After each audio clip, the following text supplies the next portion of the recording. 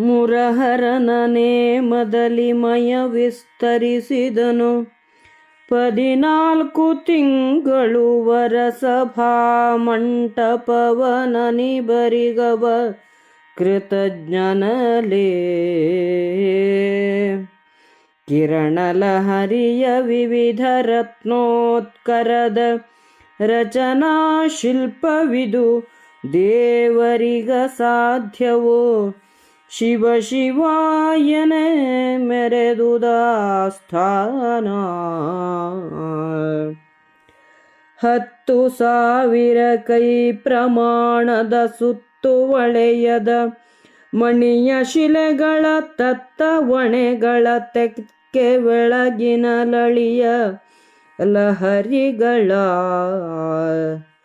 ಸುತ್ತುವಳೆಯದ ಪದ್ಮರಾಗದ ಭಿತ್ತಿಗಳ ವೈಢೂರ್ಯ ಶಿಲೆಗಳ ಮತ್ತವಾರಣ ವರ ವಿಧಾನದಲೆಸೆದುದ ಸ್ಥಾನ.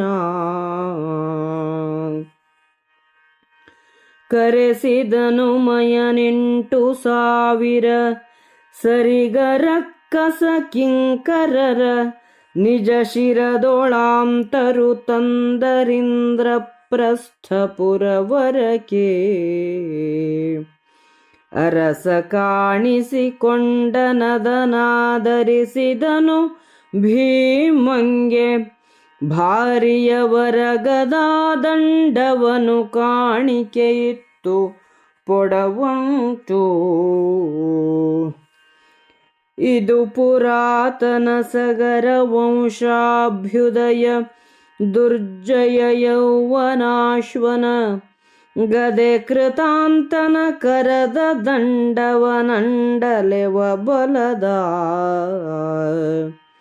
ಮುದದೊಲೊಪ್ಪುವುದೆನುತ ಮಯನತಿ ಮುದದಿ ಬಳಿಕ ದೇವದತ್ತಾಖ್ಯದ ಮಹಾಶಂಖವನು ಪಾರ್ಥಗೆ ಕೊಟ್ಟು ಕೈ ಮುಗಿದ. ವಸಗೆ ಮೆರೆದುದು ಮಯನ ಮಿಗೆ ಮನ್ನಿಸಿದ ನವನಿಪನಂಗ ಚಿತ್ತದೋಳ್. ಅಸುರ ಕಿಂಕರರ ನಿಬರನು ಸನ್ಮಾನದಾನದಲ್ಲಿ.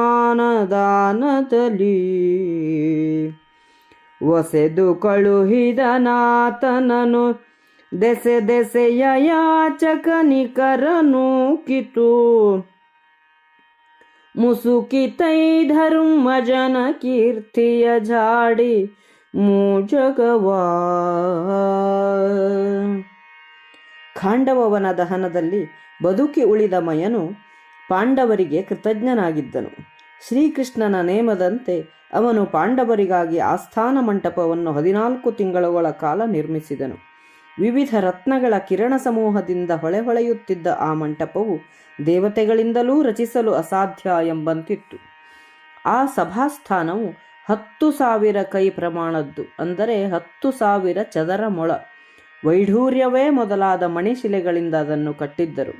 ಅದರ ಪದ್ಮರಾಗದ ಭಿತ್ತಿಗಳು ಬೆಳಕಿನ ತೆಕ್ಕೆಯಂತೆ ಹೊಳೆಯುತ್ತಿತ್ತು. ಮದಗಜದ ವಿಧಾನದಿಂದ ಅದು ನಿರ್ಮಿತವಾಗಿತ್ತು. ಮಯನು 8,000 ರಾಕ್ಷಸರನ್ನು ಸೇವಕರನ್ನು ಕರೆದು ಅವರ ತಲೆಯ ಮೇಲೆ ಆ ಸಭಾಭವನವನ್ನು ಹೊರಿಸಿಕೊಂಡು ಇಂದ್ರಪ್ರಸ್ಥಕ್ಕೆ ಬಂದನು.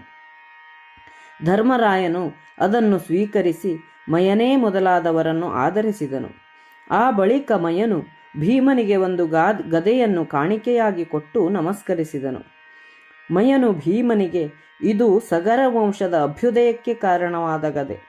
ಸೋಲನ್ನೇ ಅರಿಯದ ಯೌವನಾಶ್ವನು ಈ ಗದೆಯನ್ನು ಹಿಡಿಯುತ್ತಿದ್ದನು. ಇದು ಯಮನ ಕೈಯಲ್ಲಿರುವ ಗದೆಯನ್ನು ಅಟ್ಟಿಸಿಕೊಂಡು ಹೋಗುವ ಶಕ್ತಿಯನ್ನುಳ್ಳದ್ದು ಎಂದನು.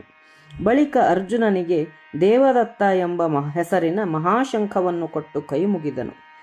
ಈ ಶುಭವಾರ್ತೆಯ ಉತ್ಸವವಾಯಿತು.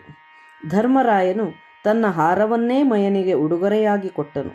ದಾನವ ಕಿಂಕರರನ್ನು ಉಚಿತವಾಗಿ ಸನ್ಮಾನಿಸಿದನು. ಮಯನನ್ನೂ ಅವನ ಪರಿವಾರದವರನ್ನೂ ಪ್ರೀತಿಯಿಂದ ಬೀಳ್ಕೊಟ್ಟನು. ಎಲ್ಲ ದಿಕ್ಕುಗಳಿಂದ ಯಾಚಕರು ಬಂದು ಧರ್ಮಜನಿಂದ ಉಪಕೃತರಾದರು. ಅವನ ಕೀರ್ತಿಯು 3 ಲೋಕಗಳಲ್ಲಿಯೂ ಹಬ್ಬಿತು.